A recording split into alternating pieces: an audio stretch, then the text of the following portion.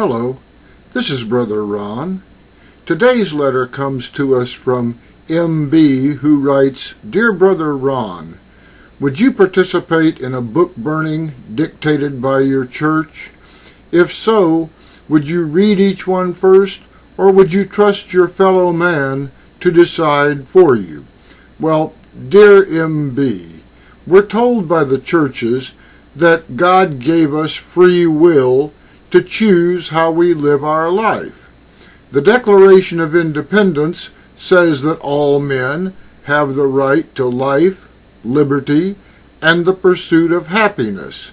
The implication is that we have the right to decide for ourselves our definition of happiness and how we pursue it. The First Amendment to the Constitution guarantees freedom of speech. There seems to be a general consensus here.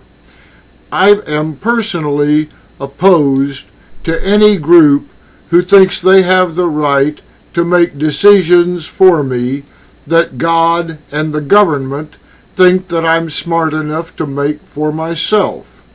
I am insulted by those who think that I need them to do my thinking for me. Besides, I find that many of these groups do not have a sound basis for their opposition to certain books. For example, there have been at least 2 instances of churches here in the United States burning the Harry Potter books. At various times, there have been burnings of the Bible, the Quran, and other religious literature. In the 1930s, the Nazis had a list of over 4,000 books that needed to be burned. It would appear that book burning is the national pastime of those who don't want people to think.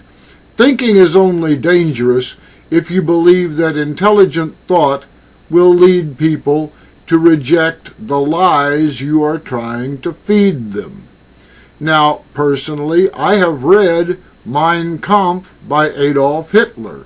It showed me why we had to defeat the Nazis in World War II. I have read the Communist Manifesto by Karl Marx. It showed me why I would never be a communist. I have read the literature of much of the other religious community, including the Quran, the Bhagavad Gita, and many other works. As a child, I studied Greek mythology. They all led me to follow the teachings of Jesus. Contrary to what many might think, using your brain is not a bad thing. So, in answer to your question, I would never participate in a book burning, no matter who was sponsoring it. I really don't trust groups that like to burn things. One inquisition was quite enough. Thank you for joining us.